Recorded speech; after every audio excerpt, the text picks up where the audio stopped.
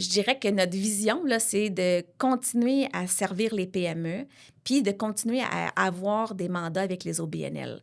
Pourquoi? Parce que pour moi, je trouve que nos OBNL au Québec sont moins bien servis que d'autres. Et ils ont tout autant droit et la capacité de faire des grandes choses. Alors, on a des OBNL. Quand on parle d'OBNL, on pense souvent à des petites organisations. Il y a beaucoup d'OBNL au Québec, au Canada, qui sont des grandes associations et qui ont la capacité de faire des choses autrement. Et quand on amène nos compétences auprès de ces gens-là, bien, le retour sur l'investissement, pas en dollars, mais en contact humain, puis qu'on voit que ça fait vraiment un changement, c'est extraordinaire. Alors, pour moi, je veux continuer à travailler avec les PME. Bien sûr que je travaille avec les gouvernements puis les grandes sociétés d'État, mais j'ai un bonheur particulier à travailler avec les OBNL puis les PME pour qui, parfois, c'est difficile de trouver des ressources pour s'y investir. Puis quand je vais chercher 40, 50 000 chez un entrepreneur ou dans une association, bien, je me dis, c'est dur pour eux de mettre ça sur la table. Ben moi, je veux livrer pour qu'ils sentent que ça fasse une réelle différence. Quand on demande 40, 50 000 à des multinationales, c'est moins. C'est comme si c'est pas la priorité. Quand je travaille, ils ont toute ma priorité, mais je sais que pour nous aussi, on est là à leur côté, puis que ça fait vraiment avancer là, les grilles ou le cheminement des gens, puis on professionnalise vraiment quelque chose, puis ça a une durée dans le temps. Et ce que je remarque, là, après 4 ans, on doit faire des bonnes choses parce qu'on a du repeat business là, incroyable chez nos clients. Donc, on commence des petits mandats, mais c'est vraiment, on réussit à faire transformer les organisations qu'on accompagne. Bienvenue à Meilleur Humain, Meilleur Monde, rencontre avec des entrepreneurs visionnaires du Québec. Notre invitée aujourd'hui, Isabelle Foisy de l'entreprise Point Cardinal, présidente et fondatrice. Merci d'être avec nous ce matin. Bon matin. Toujours à mes côtés, Normand Chadwick, mon associé et également mon co-animateur. Alors, Normand et moi sommes tous deux du cabinet de services financiers Diversico Finances Humaines et on donne des conseils financiers à des gens comme Isabelle. Isabelle, merci beaucoup de t'être déplacée dans nos studios pour venir nous raconter un peu ton histoire, ton parcours aujourd'hui. Un grand bonheur d'être avec vous autres ce matin. Merci. On a bien hâte de découvrir plein de choses qu'on a déjà un petit peu fouillées, bien sûr, avant ton arrivée. D'ailleurs, on va commencer en lisant un petit peu ta bio. Alors, on dit de toi que tu es une passionnée par le succès et la croissance des entrepreneurs. Tu as fondé Point Cardinal en 2021, mais avant ça, il y a tout un parcours de grandes entreprises, notamment un grand bureau comptable, notamment des postes de gestion chez Bell Canada. Tu as également été dans des chambres de commerce, également été la PDG de Québec Innove. Fait que bref, on entend beaucoup l'innovation, la croissance, l'accompagnement d'entrepreneurs avant que toi-même tu deviennes une entrepreneur en 2021. Parle-nous de comment ce projet-là est né d'abord, puis... Bien, je pense que je sais que je suis entrepreneur depuis que j'ai à peu près 12 ans. Hein, ça fait longtemps, mais je pense que j'ai gardé ça dans moi. C'était caché. En fait, je travaillais au marché Jean Talon quand j'étais jeune. J'avais le choix d'aller au camp de jour ou bien d'aller travailler au marché Jean Talon. Le cousin de ma mère, il y avait une ferme là, dans le coin de Châteauguay. Puis, je ne tentais pas d'aller au camp de jour. Ça a été bien facile pour moi. Je me disais, hey, super, je vais aller dans un kiosque au marché Jean Talon. Fait que j'ai vendu des tomates, puis du blé d'Inde, puis des salades. Puis, c'est là que j'ai eu mes premières expériences, je pense, à me dire, hey, c'est vraiment chouette. Puis là, ben, j'étais payée quand même 20$ par semaine. Hein. Je faisais ça 6 jours par semaine. J'embarquais dans la boîte en arrière avec sur la rue Jean Talon, pas loin d'où j'habitais, avec les choux-fleurs, puis les brocolis. Puis on débarquait. On arrivait là tôt, là, j'embarquais dans le camion avant que le soleil se lève. Il devait être 5 heures du matin, puis il me redroppait le soir. Puis ce que je me rappelle, là, c'est que le vendredi, j'avais le droit de ramener ce que je voulais chez nous. Tu sais, les tomates, le blé d'Inde et tout ça. Puis pour moi, je me suis dit, hey, ben je deviens je pourvoyais pour ma famille. C'est comme ça que je l'imaginais dans ma tête. Puis je m'étais dit, hey, quel sentiment de fierté de nourrir ma famille, tu sais. Puis c'est ça, mon premier souvenir entrepreneurial vient de là. Fait que, longue histoire courte, je continue. Puis j'ai fait beaucoup des postes plus en gestion. Tu l'as nommé tantôt. On se tutoie, là. C'est bon, là. Absolument, parfait. Tout à fait. Fait que j'ai fait plusieurs postes en gestion. Fait que j'ai commencé, en fait, j'étais... c'est sûr qu'on s'est rencontrés la première fois, Normand et moi. J'étais aux communications à la Chambre de commerce de la Rive-Sud en 92. On recule, hein, qu'est-ce que tu veux? Moi, j'ai caché mes cheveux blancs, toi, un peu moins que moi, là. Mais... C'est ça. Fait que, en gros, c'est ça. Fait que j'ai travaillé dans le milieu des chambres un petit bout de temps. Puis ensuite de ça, je suis allée 15 ans chez Bell. Puis chez Bell, ben c'est comme une ville. Fait que j'ai fait plein de choses super intéressantes, là. J'ai eu des postes d'importance. J'ai fait des projets technologiques. On appelait ça comme ça. On parle d'innovation maintenant, là. Mais chez Bell, c'est vraiment une belle école là, pour être en mesure d'apprendre le métier de gestionnaire, mais aussi sur toutes sortes de produits puis de processus différents. Que ce soit les commandites, les dons, que ce soit... j'ai eu des grandes équipes où on faisait de la vente pour les grandes entreprises, les grandes organisations au Québec, mais aussi j'avais des employés à l'extérieur du Québec. Donc, ça m'a permis vraiment de voir comment une grande organisation fait pour faire une différence. Puis, ben quand j'étais chez Bell, c'est là que j'ai fait mes premières armes pour être sur des conseils d'administration. Alors, ils nous poussaient, puis ils nous disaient, ben va t'impliquer. C'est comme ça que j'ai commencé aussi à m'impliquer sur des conseils d'administration. Donc, il y a déjà un bon moment de ça. Et ben c'est ça. Fait que je pense que j'étais intrapreneur. Puis c'est quand j'ai décidé de quitter Bell en 2010 où je suis allée à la Chambre de commerce de l'Est. Là, on en nommait tantôt, là, le réseau des chambres. Là, vous allez le voir dans mon parcours. C'est quelque chose qui m'anime encore aujourd'hui. Et ben je suis allée à la Chambre en me disant, ben je vais redonner dans ma communauté. Je voulais être plus proche de mes valeurs. Je voulais sentir que j'étais capable de faire une différence auprès des entrepreneurs. Puis pour moi, le milieu entrepreneurial est quelque chose qui me nourrit beaucoup. Et donc, quand je suis allée à la Chambre de commerce de l'Est, bien, j'ai rencontré quelqu'un qui s'appelle Guy Lagagnère. Je vais le nommer. Si jamais il écoute ce podcast-là, il sait de toute façon qu'il fait partie de mon chemin entrepreneurial. À un moment donné, dans le cadre de Porte, il me dit, « T'es une des grandes entrepreneurs que j'ai rencontrées. » Puis là, ça me... Je le dis encore, j'ai des frissons. C'est venu droit au cœur. Puis là, je me dis, « Oh my God, qu'est-ce que je fais avec ça? » Et ben c'est à ce moment-là ben, que c'est resté dans ma tête, puis là, ben c'est pas sorti. Alors, je me disais, comment je vais faire ça, être entrepreneur, moi? Puis j'avais des enfants. Moi, je me suis séparée aussi. Les enfants étaient très jeunes. Fait que, tu sais, ce degré de sécurité-là, ça m'animait beaucoup au début.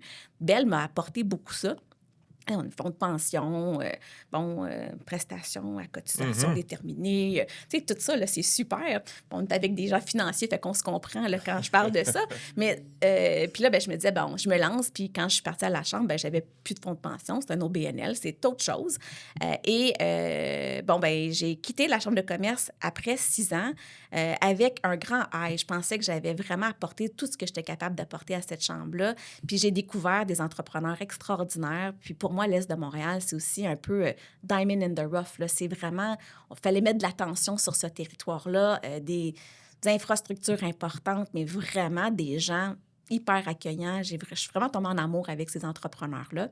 Et donc, j'ai quitté pour un cabinet comptable, pour être associée dans un cabinet comptable en me disant, bien, quelle expérience entrepreneuriale, je vais être associée avec d'autres joueurs, je vais répartir le risque, puis vous allez voir le risque, ça a fait partie des décisions que j'ai prises. Je voulais être sûre que mes enfants allaient à l'école, je voulais qu'ils aillent à l'université, je voulais être capable de subvenir à tout, peu importe ce qui pouvait se passer. Fait que je me disais, répartir le risque, bonne idée.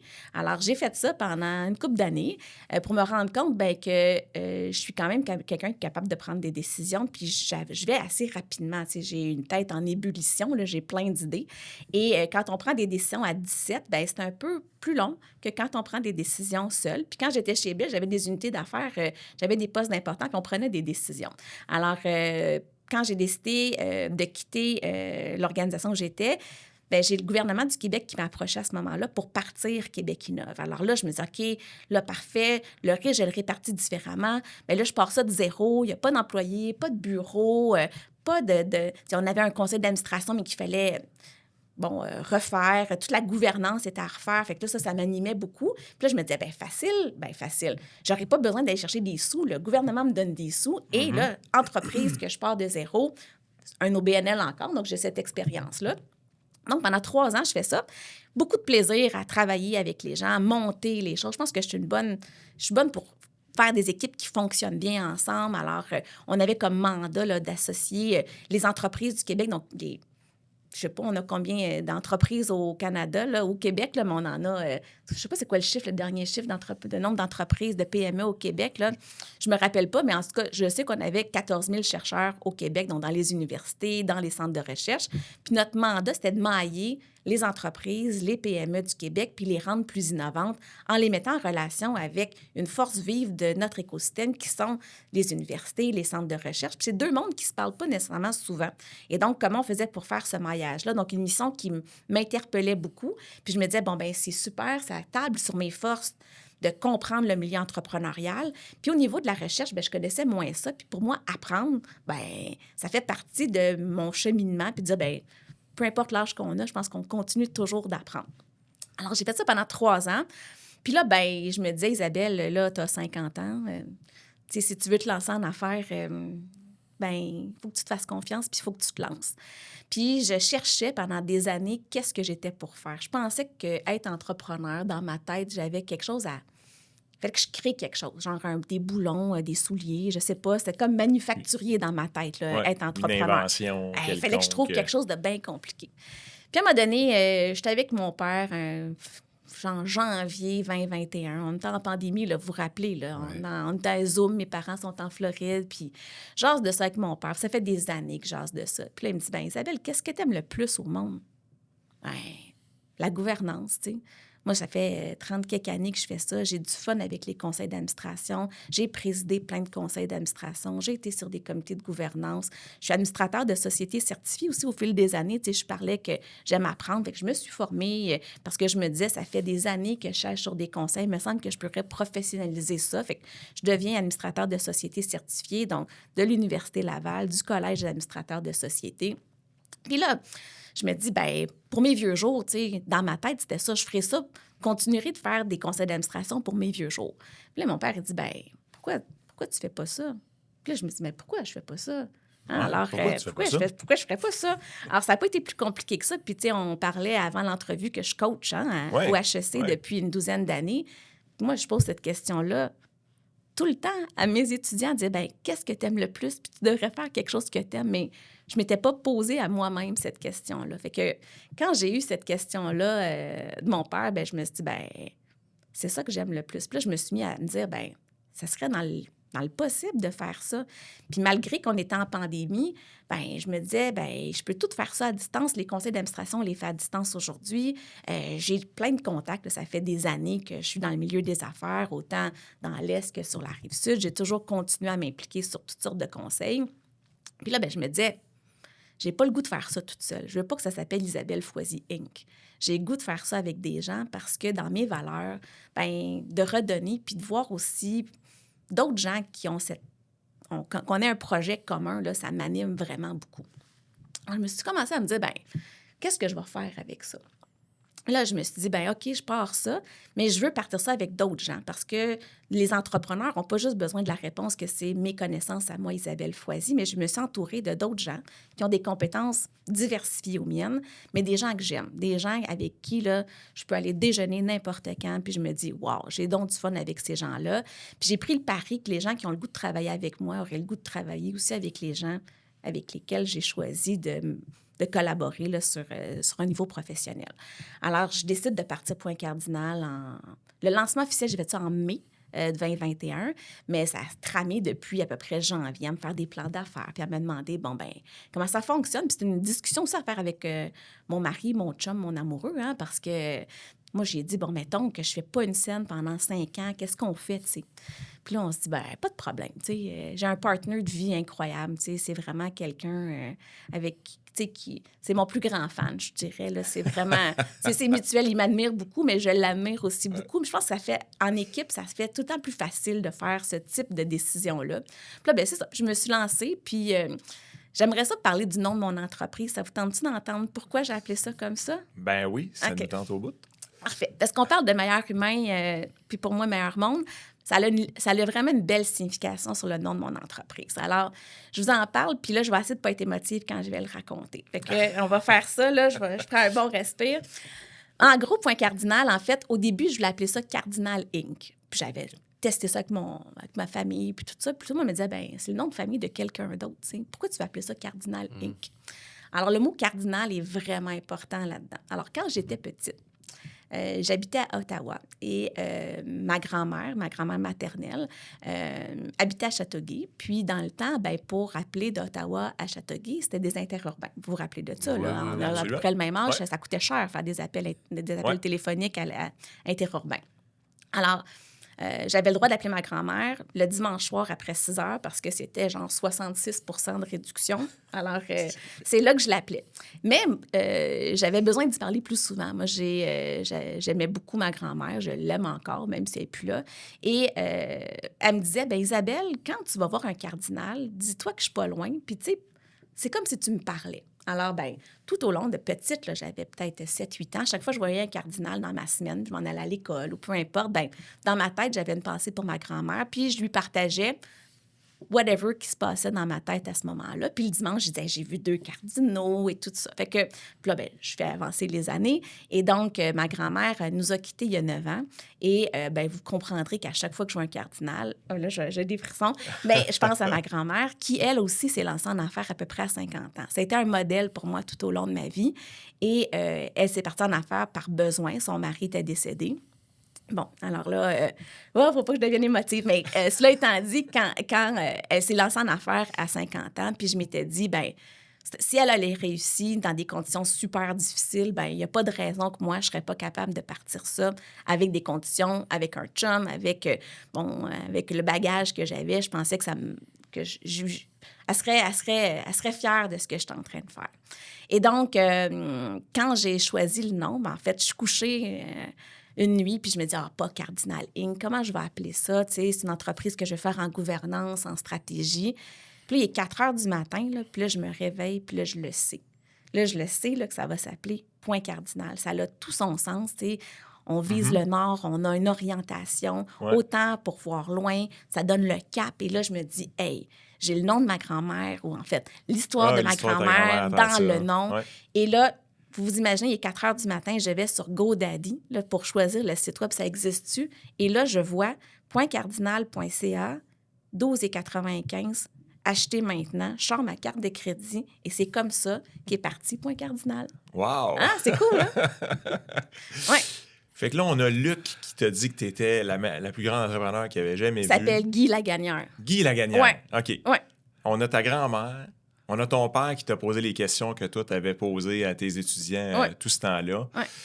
Puis là, ben, à 4 heures du matin, bon, t'as incorporé, peut-être pas incorporé, mais presque. Là, en tout cas, J'ai pris le site web.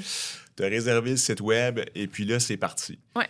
Puis, bon, tu disais tantôt, après ma barre pour toi, une business, tu sais, t'as fabriqué des boulons, un verre d'eau, je ne sais pas quoi, mais ultimement, une business, ça répond à un besoin. Hein, Ouais. c'est un peu ça. À quel besoin vous répondez, vous autres? À quoi tu voulais Ben, t'attaquer? en fait, c'était clair pour moi, comme je siège sur des conseils d'administration, que c'est pas tout le monde qui comprend ce qu'ils font quand ils siègent sur un conseil d'administration. Ils ne connaissent pas non plus leurs valeurs sur le conseil d'administration, mais ils ne connaissent pas non plus leurs obligations et leurs droits. Ils vont souvent là parce que quelqu'un leur a dit « Hey, il y a un poste d'ouvert, viendrais-tu? » Puis je me disais, bon, je sais qu'on apporte beaucoup de valeur quand on est sur un conseil d'administration, mais il y a lieu de moderniser ça puis de professionnaliser ça.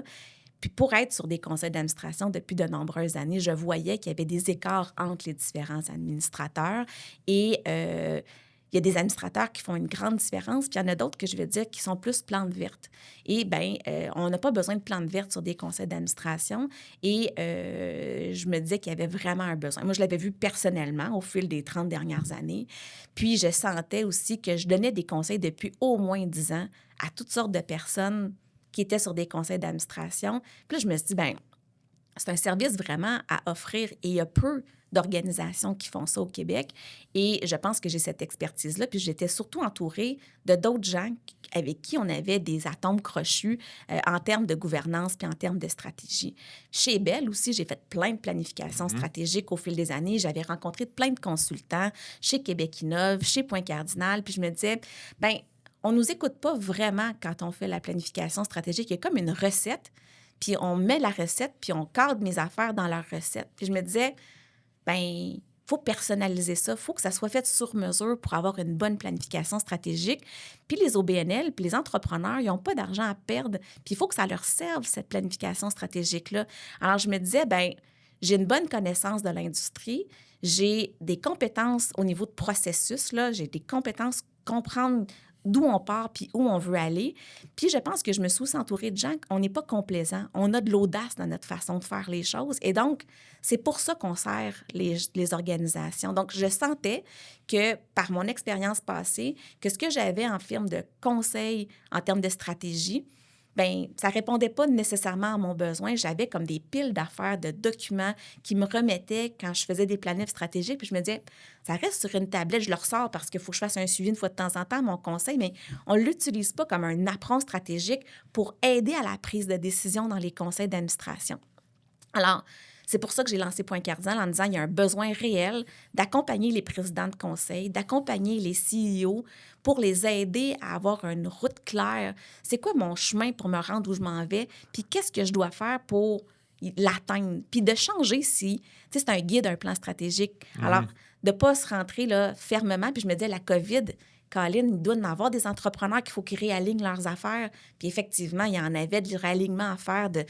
Et donc, je suis tombée comme dans la marmite. Là. J'avais des contrats. Puis, je le dis, là, je ne pensais pas que ça serait si facile.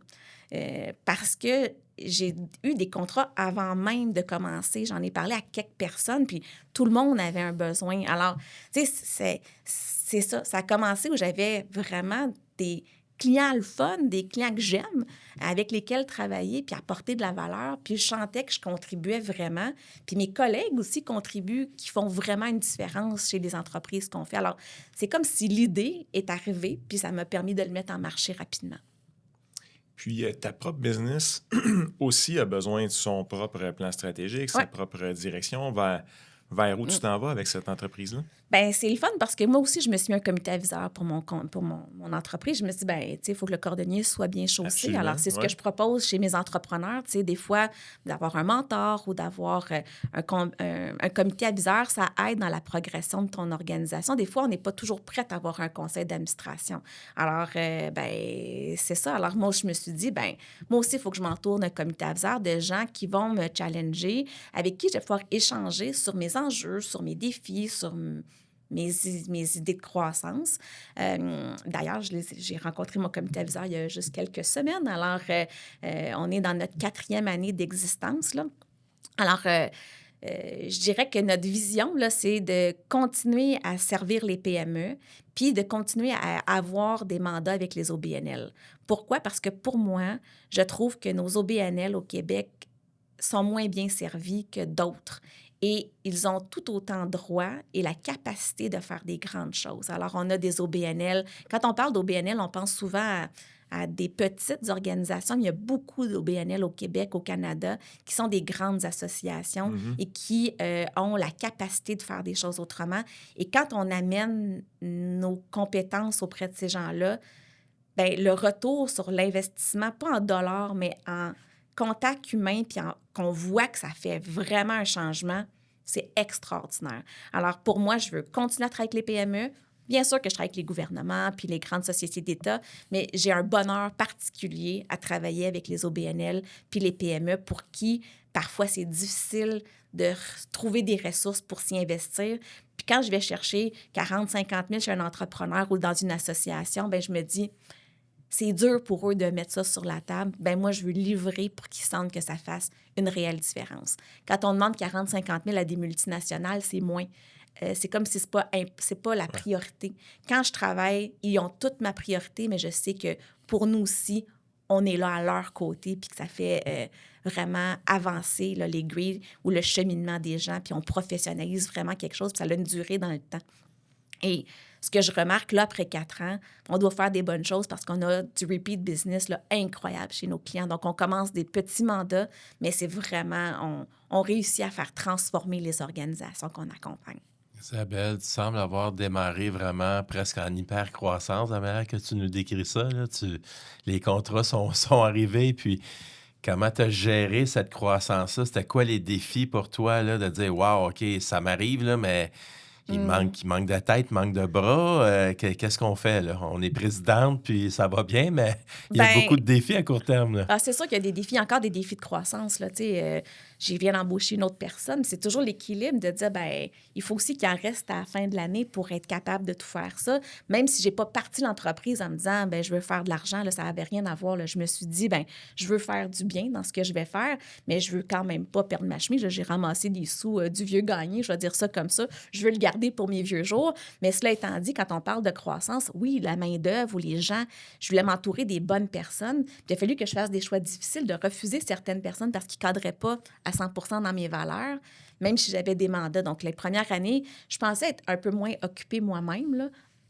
Ben c'est pas le cas. Hein? On travaille fort. Puis je me suis entourée avec des gens qui ont des valeurs de générosité. Tu sais, moi, ça fait partie de nos valeurs dans l'organisation. Je veux qu'on soit généreux dans notre façon de faire. On n'est pas tout le temps aux 15 minutes en train de se dire, bon, ben facture des heures. On facture plus notre cœur. Tu sais, qu'est-ce qu'ils ont de besoin?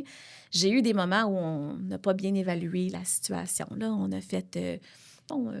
pas trop, en fait, pas de profit pantoute. On a perdu dans certains mandats parce que c'était plus important pour moi de livrer ce qu'on avait dit qu'on était pour livrer que la rentabilité du mandat. On apprend, hein, on apprend quand ça va bien, mais on apprend aussi quand ça va moins bien. Hein. Alors, il y a eu certains mandats comme ceux-là au tout début.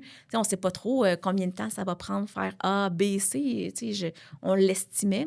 Là, on a plus de structure, on est plus organisé, on a des tableaux de bord, on a une meilleure compréhension. Fait qu'en termes d'hyper-croissance, ben, c'est belle fun de vendre des mandats, super, mais il faut les livrer.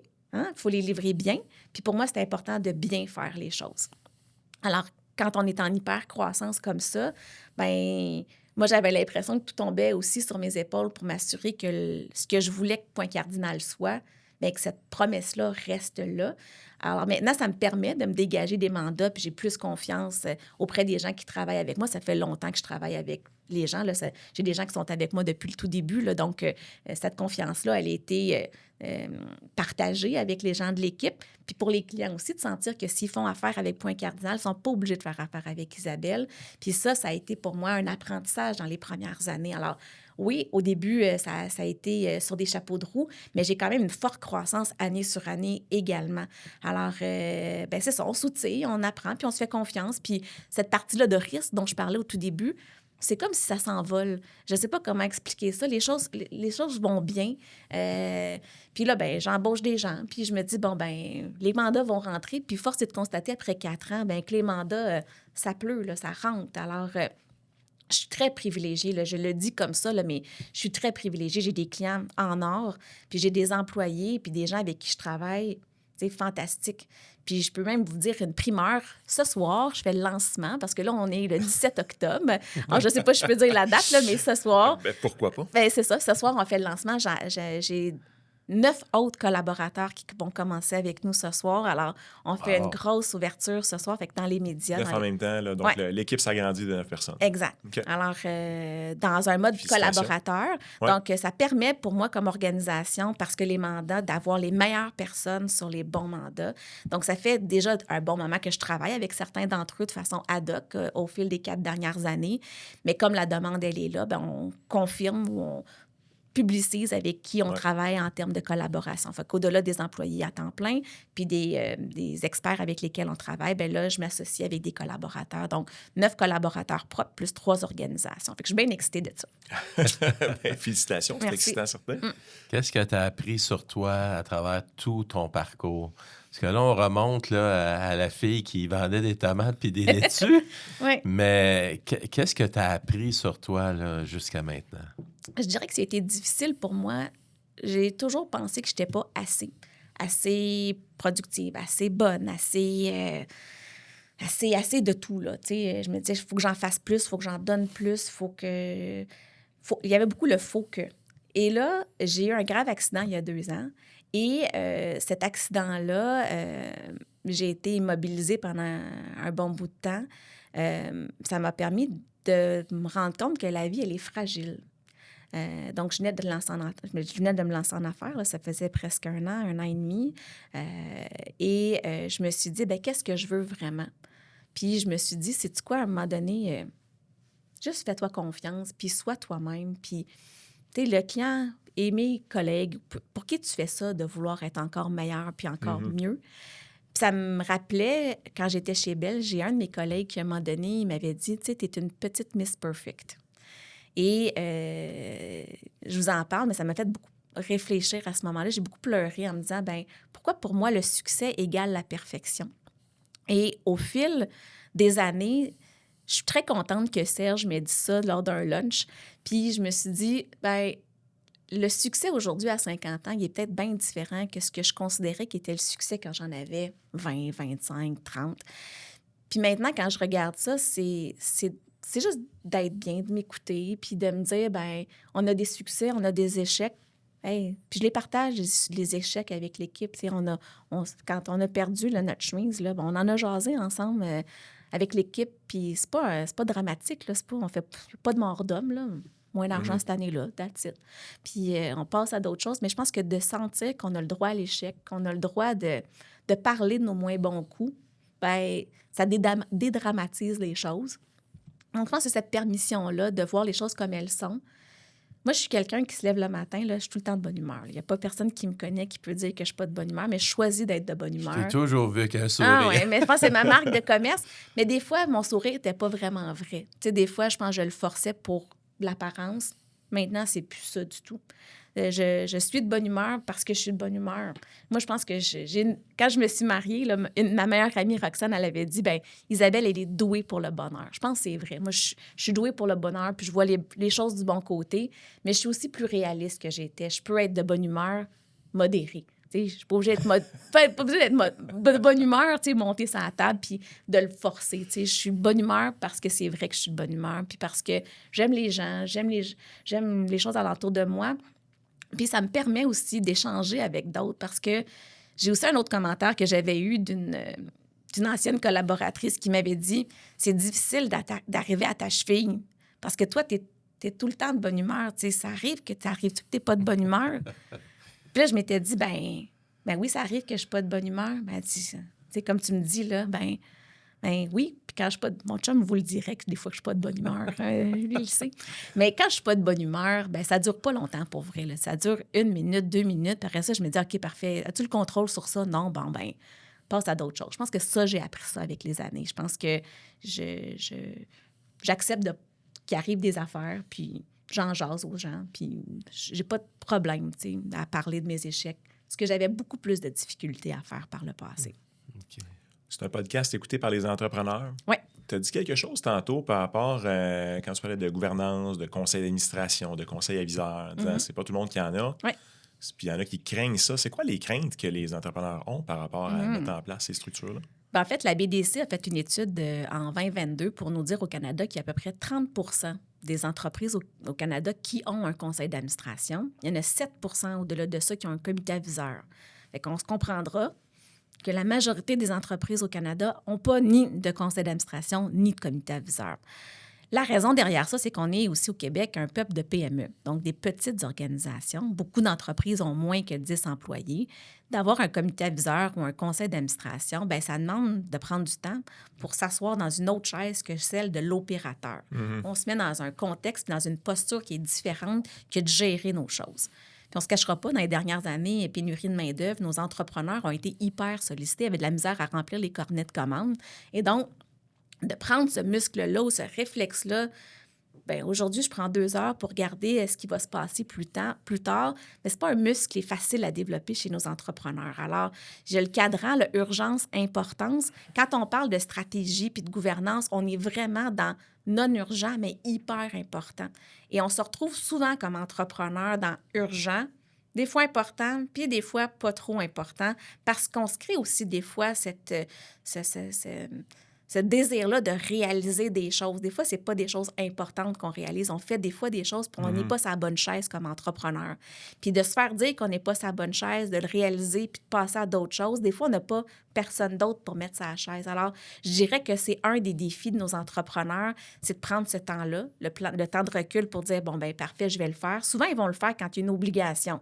Il y a des investisseurs qui s'en viennent dans le business. Il y a le banquier qui a besoin de savoir son plan d'affaires, puis qui va questionner, des éléments financiers. Puis, bien, la réponse n'est pas toujours financière, elle est souvent extra-financière. Tu sais, ça va parler d'humain, ça va parler de vision, ça va parler de mission, ça va parler de culture de l'organisation, on va parler de nos ressources.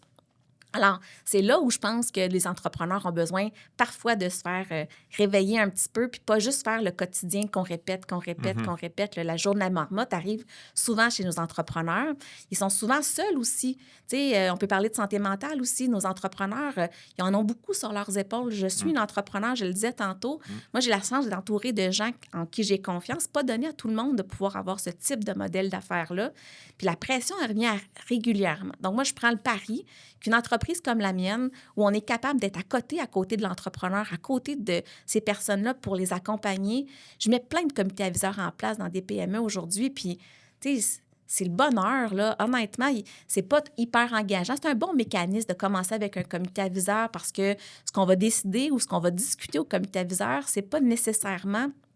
Vous n'êtes pas obligé de le mettre en place comme propriétaire d'entreprise. On avise. C'est quelqu'un d'autre avec qui échanger sur des situations ou des problématiques qu'on peut avoir comme entrepreneur, mais qu'on n'est pas obligé de mettre en action obligatoirement.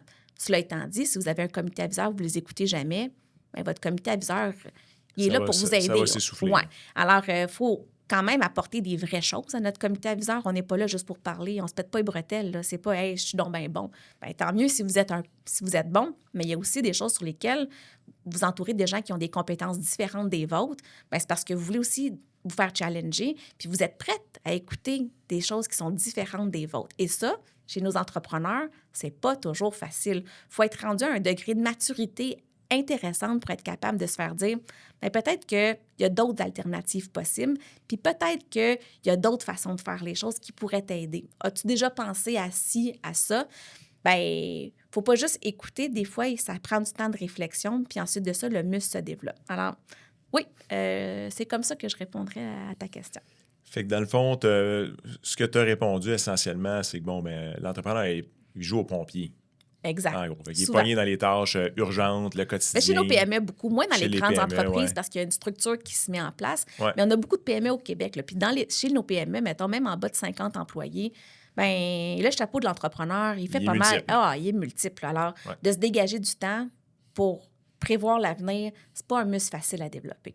Puis c'est quoi le plus gros gain qu'il peut aller chercher? Fait que, tu sais, on comprend que, bon, ben, l'enjeu, c'est le manque de temps. L'enjeu, c'est que je suis pris dans mes urgences. Fait que j'ai pas le temps de me sortir là, pour aller réfléchir à des sujets non urgents, mais de haute importance. C'est quoi la plus grande motivation d'aller justement entreprendre, de mettre un conseil d'administration ou un comité aviseur ou de mettre ce temps-là là, dans l'agenda d'une entreprise? Alors, on a parlé d'innovation tantôt. Bien, les entreprises, il y a une corrélation directe à faire entre les entreprises qui innovent et celles qui ont un conseil d'administration. Donc, quand tu as un conseil d'administration, ça fait partie des responsabilités du conseil d'administration, du comité aviseur, de regarder ce qui se passe ailleurs, de faire, tu sais, le force, faiblesse, opportunité, menace, là, la stratégie, d'amener des éléments stratégiques à la discussion. Ça fait partie imminente là, quand on est sur un conseil d'administration. Donc, on va provoquer aussi des discussions sur l'innovation. On va parler aussi des concurrents. On va parler de ce qui se passe ailleurs. Et donc, ça force l'entrepreneur pendant un petit moment de aussi se poser ce type de questions-là. Donc, quand on est entouré de d'autres personnes que nous-mêmes, qui se répondons à nous-mêmes, ça fait un peu comme on n'a pas d'autres alternatives. Alors, moi, j'aime beaucoup provoquer, avoir des gens de différents horizons, de différentes compétences. Donc, faire une matrice de compétences avec les administrateurs, de dire qu'est-ce que tu as de besoin, quel type de personne tu as besoin pour compléter ton expertise. Alors, c'est pas n'importe qui qu'on amène sur un comité aviseur. C'est souvent des gens qui vont être de confiance avec l'entrepreneur. Là. Des fois, on pense, là, ben oui, mais je ne les connais pas, ils ne feront pas ça. Bien, tu ne les connaîtras peut-être pas au tout début, mais on va les tester. C'est une entrevue qui est faite de part et d'autre là, entre l'entrepreneur et les gens qu'on veut mettre sur le comité aviseur. Puis les gens du comité aviseur veulent aussi voir c'est qui cette bébête-là d'entrepreneur qui est là. Est-ce qu'on va avoir un fit organisationnel aussi? Donc, oui, il faut prendre ce pas de recul-là. Puis quand on a un conseil d'administration ou un comité aviseur, bien, nécessairement que ça fait ça. Donc, c'est comme si on met un autre chapeau. Tu sais, tantôt, je parlais du chapeau d'entrepreneur, d'opérateur, mais on est aussi actionnaire de notre organisation. Alors, souvent, on veut faire un leg comme entrepreneur. Pourquoi j'ai parti cette business-là? Faire des millions, puis des millions, puis des millions, puis des millions. À un moment donné, c'est plus ça pour la raison pour laquelle tu as parti ta business. Tu l'as parti parce que tu voulais quelque chose, tu voulais faire quelque chose, tu voulais laisser quelque chose. Bien, notre conseil d'administration va aussi ramener ça, de dire, bien, pourquoi tu as parti ta business? Comment ça, ce que tu fais aujourd'hui, t'amène à faire ça? Puis aujourd'hui, on le sait, il y a beaucoup d'entreprises qui sont en mode Exact. relève entrepreneuriale. Alors, ça permet aussi à l'entrepreneur opérateur de se dire qu'il y a encore un rôle peut-être plus tard. Parce que sur le conseil d'administration, il va falloir qu'il laisse la balle à quelqu'un d'autre, mais ça lui donne aussi cette possibilité-là de garder encore peut-être un pied dans l'organisation, mais dans un rôle différent.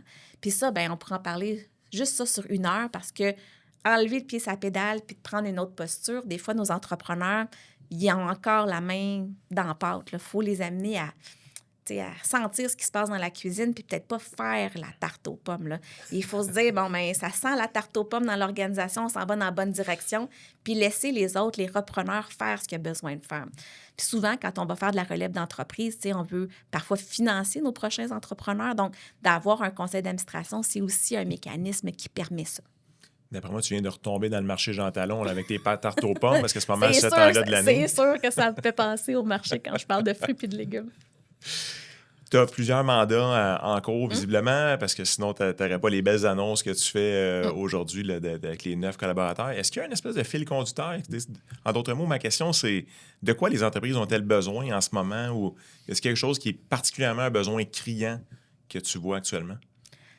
Bien, le besoin qui est là, c'est un besoin de structure, je dirais, puis un besoin de s'assurer que les étapes qui sont faites, ça fait du sens.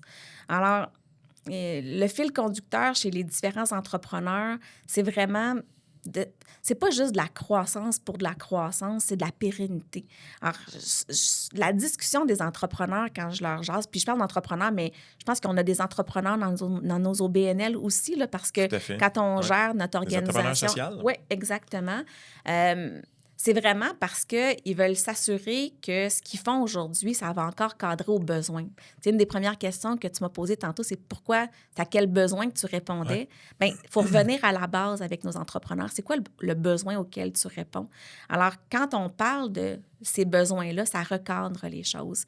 Puis on a beaucoup d'entrepreneurs qui veulent aussi... je parlais de legs, là, je l'entends beaucoup de ce temps-ci. C'est quoi le leg que je vais faire? Le leg à mes employés, le leg à la société, le leg aux membres. Je l'entends beaucoup, puis ça fait partie, surtout de la jeune génération. Tantôt, je parlais qu'on a une mixité de gens avec lesquels on s'entoure. Mais il faut aussi s'entourer, j'appelle ça jeunesse-sagesse. Mais nos jeunes nous poussent aussi à voir les choses autrement et les valeurs changent aussi avec le temps. Donc, nos entrepreneurs me parlent beaucoup de ça aussi. Comment je travaille avec la génération actuelle? Comment je fais pour aller chercher des gens qui vont peut-être vouloir poursuivre ma business par la suite? Alors, on a beaucoup d'entrepreneurs vieillissants, mais qui ont une belle compréhension de l'environnement dans lequel ils sont aujourd'hui, puis ils veulent s'outiller pour passer à la prochaine étape. Qu'est-ce que tu remarques chez les gens ou les organisations dans lesquelles vous intervenez? J'ai l'impression que vous avez un impact non seulement sur la structure puis l'organisation, mais sur les gens en tant que tels. Bien sûr.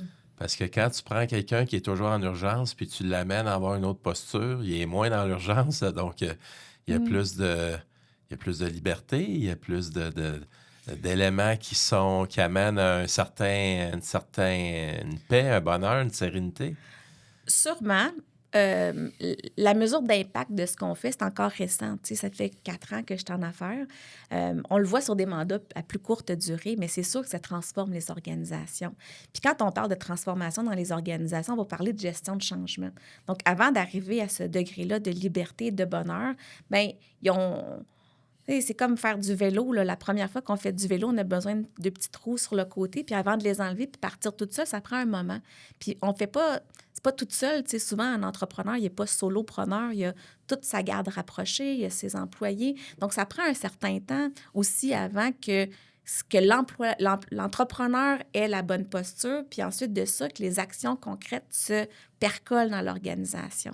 Alors, je sens qu'on fait une différence, je le vois parce quand on est invité au party de Noël ou bien quand on reçoit des belles lettres de remerciement pour dire que ça a changé la vie des organisations, oui, je le vois. Mais ce que je vois surtout, c'est cette connexion-là qui est faite entre les humains, entre les gens de l'équipe puis les gens de l'équipe du client, par exemple, ou le conseil d'administration.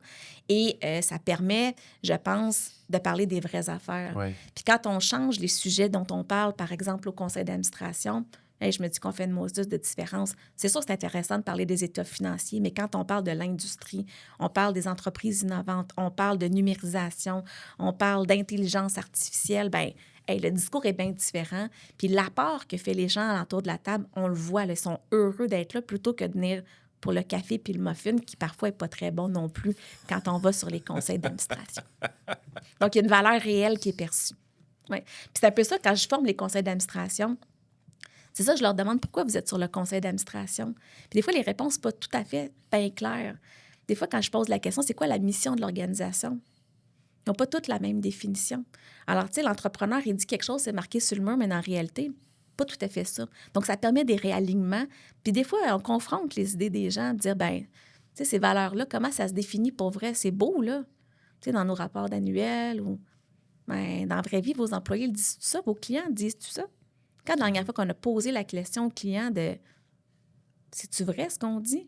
Puis est-ce que les bottines suivent les babines ou c'est les babines qui suivent les bottines? Mais en tout cas, ça marche-tu, cette affaire-là? Ben, c'est important aussi de se re-questionner. Pas à tous les semaines. On n'est pas dans un exercice de mission, vision, valeur Perpétuel. perpétuel. Faut... Il y a aussi des opérations. Oui, c'est ça. Exactement. Là, Ouais. Je pense que c'est un pas de recul, mais le restant de la business, il va falloir qu'elle fonctionne. C'est comment se dégager du temps dans un horaire chargé pour faire des choses autrement. Est-ce qu'il y a une histoire en particulier de laquelle tu es fier? Un mandat qui a vraiment bien été, dans laquelle il y a une entreprise qui était à une place, puis qu'après votre passage a été laissé à une autre place complètement? J'ai plein d'exemples, là, mais une organisation qu'on a aidée, là, elle partait d'à peu près 70 membres sur son conseil d'administration. Puis là, ben, on est rendu à 15 membres sur le conseil d'administration avec une grille de compétences. Ça sert l'organisation vraiment parce que quand on a 70 personnes sur notre conseil d'administration, ben, on va s'entendre que les décisions qui sont prises ou la confidentialité des informations, c'est pas mal plus difficile.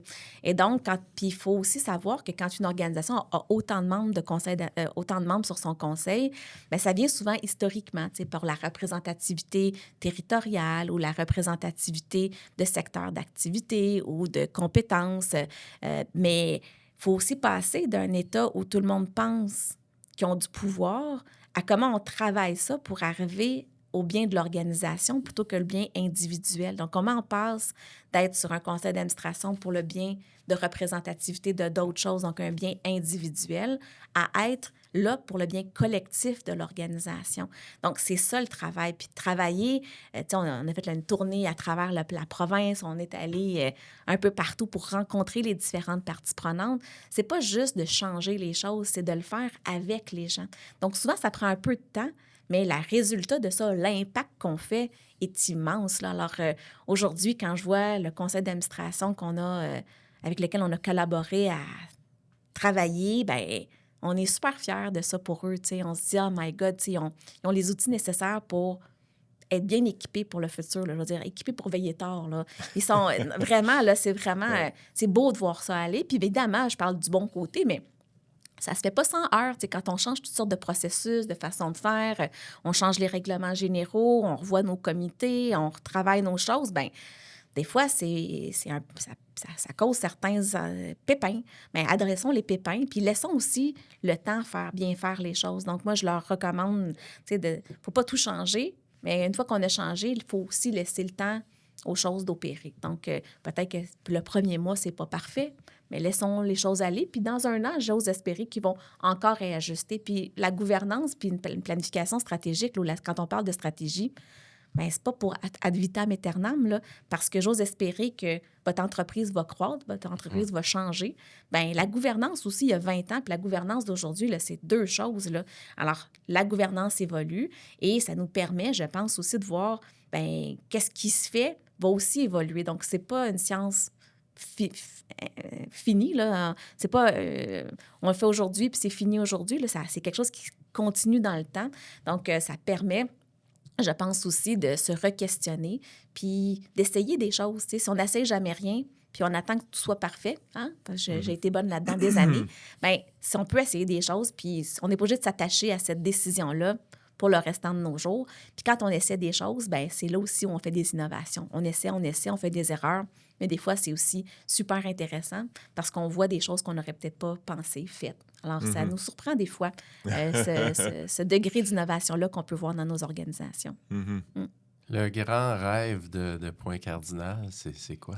On est dedans, là. Moi, je pense que c'est Dedans. pas plus tard. On est dedans. Tous les jours, on rêve de faire des choses différemment.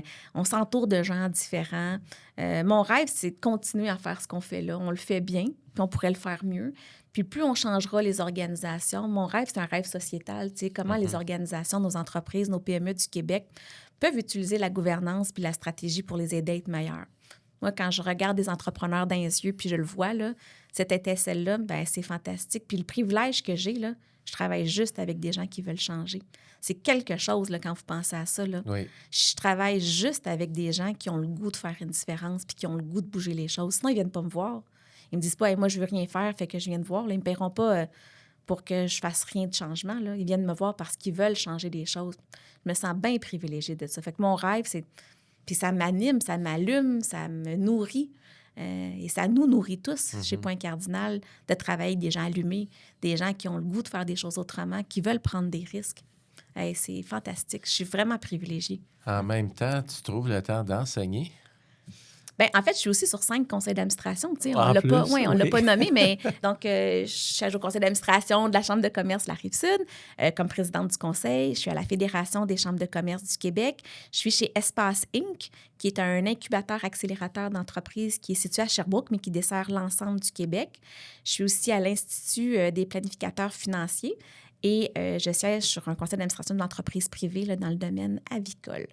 Alors, puis j'enseigne à HEC puis à l'École des Premières Nations au programme du MBA parce que, bien, je parlais de jeunesse-sagesse tantôt. Bien, moi, je veux pas... ça m'allume, là. Tu sais, c'est pas pour eux que je fais ça. Je le fais ça pour moi. Parce que quand je rencontre des jeunes qui sont en train de faire leur MBA, ils ont tout leur avenir devant eux. Hein. Ils me parlent de projets, ils me parlent de leurs rêves, puis... Ça me permet, je pense, maintenant de redonner. T'sais, j'ai eu des mentors dans ma vie qui Oui. m'ont aidée. Je peux peut-être parler de M. Parent qui, quand j'ai commencé à la Chambre de commerce, il venait me voir puis il venait déjeuner avec moi. Puis je me disais, peux-tu bien me dire pourquoi il veut faire ça pour moi? T'sais? Puis un jour, il m'avait dit, tu sais, Isabelle, moi, je redonne parce que j'ai appris plein de choses. Puis je pense que tu es quelqu'un qui va aller loin dans la vie. Puis ça m'avait vraiment marqué. Puis il m'avait dit, un jour, tu vas refaire la même chose. Puis je me suis dit, bien, moi, c'est ma façon de redonner, c'est de faire ça au HEC, puis d'aider des jeunes qui sont allumés à pouvoir, tu sais, échanger avec quelqu'un d'autre qui pense peut-être différemment ou qui a une expérience qui peut parfois leur éviter certains angles morts, leur faire sauter quelques étapes, ou encore, tu sais, pour moi, de me provoquer dans ma façon de voir les choses. Puis on a des gens qui viennent de partout dans le monde, tu sais, les cultures sont différentes, alors ça me permet comme entrepreneur aussi de toujours me reposer la question parce que je pense que ça bouge, puis que, ben ce que je pense aujourd'hui, ça sera pas la même chose de ce que je vais penser dans 10 ans, dans 20 ans. Puis vraisemblablement, c'est ce qui s'est passé. Je pense plus de la même façon que je pensais quand j'avais 25 ans. Ben je pense que c'est normal aussi. Puis je veux me faire provoquer. Pour moi, cette audace-là de pas penser que je sais tout, ben ça me permet, je pense, de prendre des meilleures décisions puis de m'entourer d'autres gens qui... eux voient les choses autrement. De quelle façon tu te développes encore? Bien, j'arrête pas d'apprendre. Alors, tu sais, je vais à l'école encore. Je ferai des formations à Harvard, à Stanford.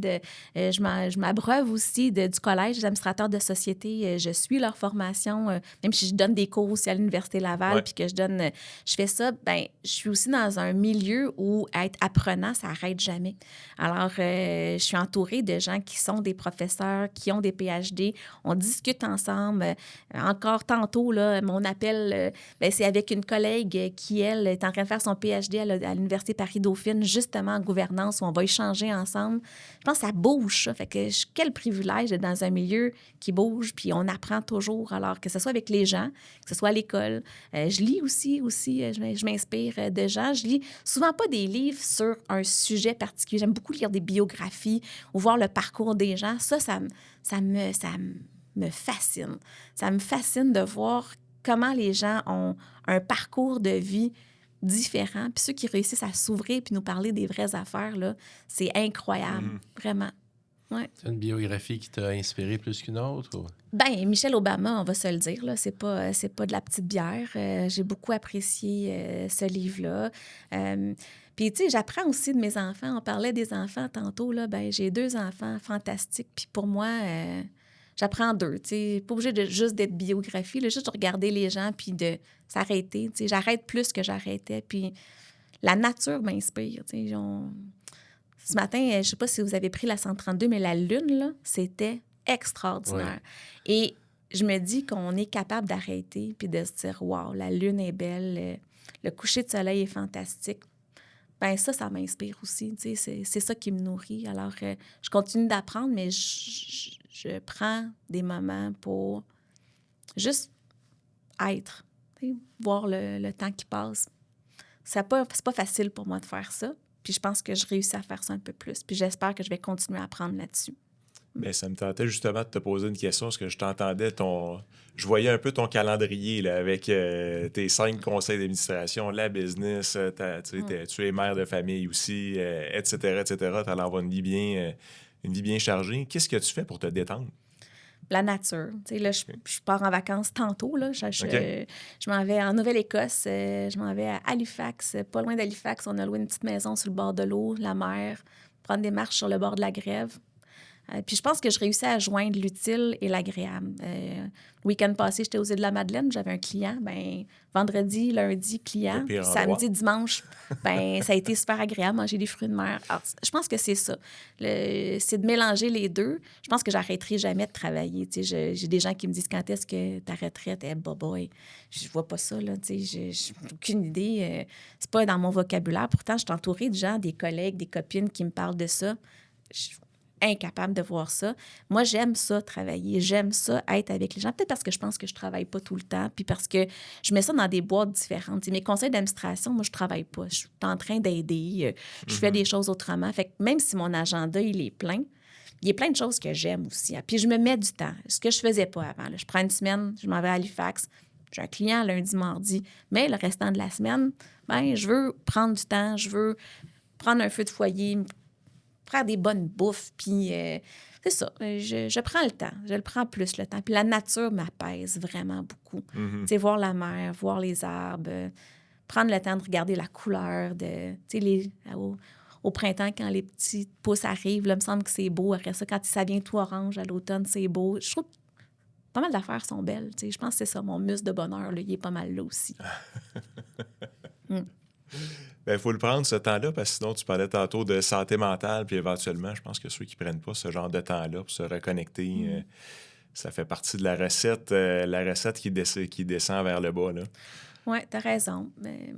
Puis, tu sais, on a des appels, des fois, tu sais, puis, tu sais, j'ai des amis, des fois, qui appellent, genre, j'ai pas le temps. Ben non, à un moment donné, il faut que tu changes ton discours. Ouais. On prend le temps qu'on a. Hein, puis ces priorités-là évoluent aussi avec les années, avec le temps, avec l'expérience, avec ce que... J'ai plus rien à prouver à personne à part qu'à moi-même. Je pense que ça a été ça longtemps, tu sais, de pouvoir prouver à mes parents, à mes enfants, à mon chum, à mes collègues, qu'est-ce que j'étais capable de faire. Je sais que je suis capable de faire, maintenant, je vais être capable d'être, ce qui est un autre muscle. Oui, clairement, clairement. Bien, bravo. Très beau parcours. Merci beaucoup pour tout ton partage. L'entrevue tire à sa fin. Déjà, je vois du coin de l'œil là, que d'après moi, il doit rester. On arrive à notre moment de conclusion. Normand, qu'est-ce que tu retiens de l'entretien d'aujourd'hui? Écoute, on sait que tu es passionné. Ça crève le micro, mais écoute, des dénominateurs communs avec plusieurs de nos entrepreneurs qui sont venus à ce micro, de savoir bien s'entourer, de prendre du temps, comme tu viens de le dire, et puis de faire confiance aux gens qui sont en entour de nous. Je pense que c'est les valeurs. Tu as parlé des valeurs aussi, des sujets qui reviennent souvent à ce micro aussi, mais comme tu l'as dit, c'est pas juste d'avoir des mots écrits sur un mur, mais de les mettre en pratique. Puis tu nous as démontré aujourd'hui que tu as fait des prises de conscience puis tu as mis beaucoup de choses en pratique. Donc, félicitations. Vraiment un bonheur de t'avoir reçu aujourd'hui. Bien, merci de la belle invitation. Ça me fait plaisir de partager ce micro-là avec vous autres. Moi, j'ai vraiment été présent à combien d'entrepreneurs tu as pu côtoyer, tu sais, de par les différentes phases de ta vie, finalement. Là, tu sais, tu t'es vraiment mis dans des endroits pour... c'est comme quelqu'un qui aurait vu plein de spectacles de musique, par exemple, parce qu'il tripait musique. Toi, tu t'es vraiment mis dans des endroits pour être tout le temps côtoyé, touché à des entrepreneurs. Je trouve ça intéressant que ça a pris quand même un certain temps avant que toi-même, tu te lances. Fait que ça a pris tout ce monde-là. Ça a pris... bref, j'ai bien aimé là, ton parcours. Fait que la première moitié de ta vie comme employé, deuxième moitié comme entrepreneur. C'est parfait, ça. 50 ans, c'est pas mal. C'est pile à mi-chemin entre les deux. On va te souhaiter le meilleur des succès à travers de ça, mais surtout de continuer à avoir autant de fun que tu as l'air d'en avoir. C'est vraiment très rafraîchissant de passer ce temps-là avec toi. Bien, c'était un bonheur de passer du temps avec vous autres aussi. Merci beaucoup. Merci.